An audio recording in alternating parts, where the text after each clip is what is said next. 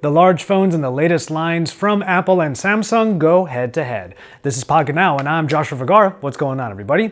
And this is the Samsung Galaxy S10 Plus up against the iPhone XS Max. Before we get started, a quick shout out to our sponsor Dbrand. They now have skins available for the Samsung Galaxy S10 Plus and the entire S10 line, but there's also a new pattern called Swarm, which you can get for any of the tech that you want to give a completely different look. You can check out the links in the description below to see the skins for yourself. Clearly, the designs of these two phones will be familiar to anyone that used the previous generations. The biggest difference in the Galaxy S10 Plus from the last iteration is a new ultrasonic fingerprint reader within the display and a couple new lenses on the front and back.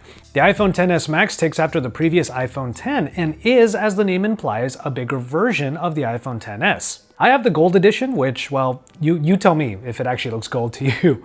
For both of these devices, one-handed usage will be a little tough, but that is to be expected because these are both big phones. You do get a lot of screen in bigger phones like these, and both displays are pretty great. While the resolution of the Galaxy S10 Plus screen is technically much higher than that of its competitor, that isn't to say that the iPhone display is bad quality or any less useful. The Infinity O display is an answer to all of the notches that we saw in 2018, including that of the iPhone XS Max.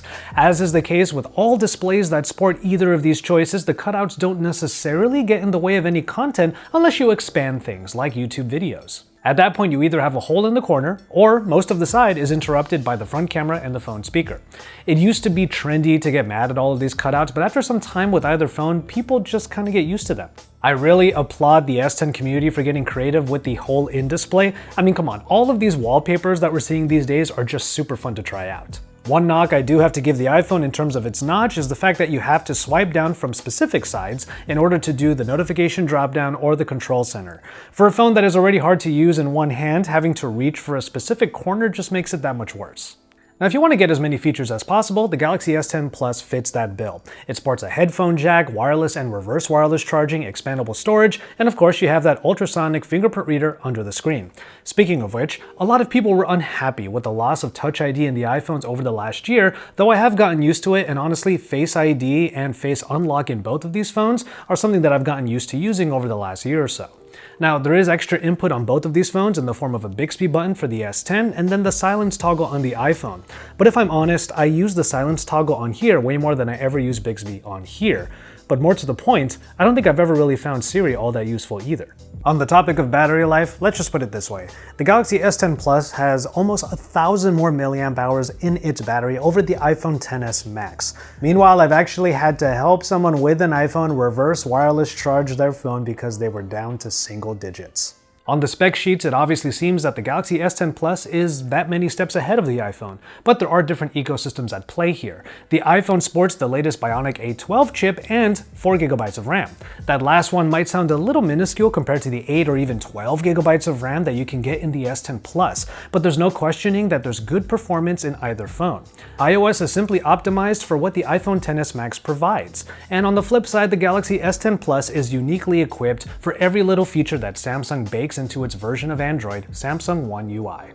One UI is a very welcome next step in Samsung's version of Android, and it manages to provide a lot of useful features that maybe you will never use, but at the very least, it doesn't bog down the core experience of Android. But there are extras you might want to try out, like Samsung's own version of full-screen gestures that work basically like the 3-button nav bar. I prefer that over the full-screen gestures that started with the iPhone X and then found their way to some versions of Android since then.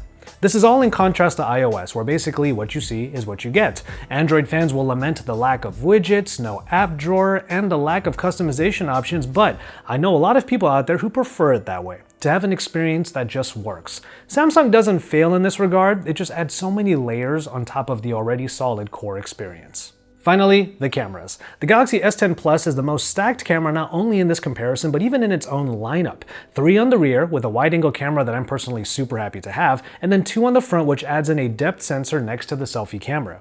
That depth sensor helps with front-facing portrait shots, much in the same way that the Face ID technology helps the iPhone achieve portrait lighting effects and also helps with animojis. Self-portraits strictly are pretty comparable here, with both phones using HDR to good effect.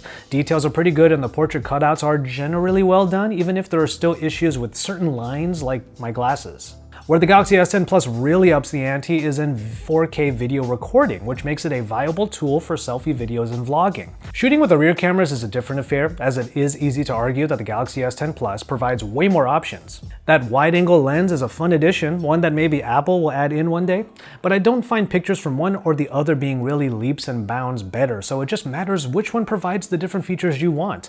I will say though that the Smart HDR on the iPhone XS Max is seriously impressive, especially in evening out pretty much any scene. But if you want to have a little more contrast and also a little bit more saturation, the S10 might be the way to go. Now here's a development that just happened pretty recently. In a nod to the social media junkies out there, Samsung has finally rolled out the Instagram mode that ties right into the platform.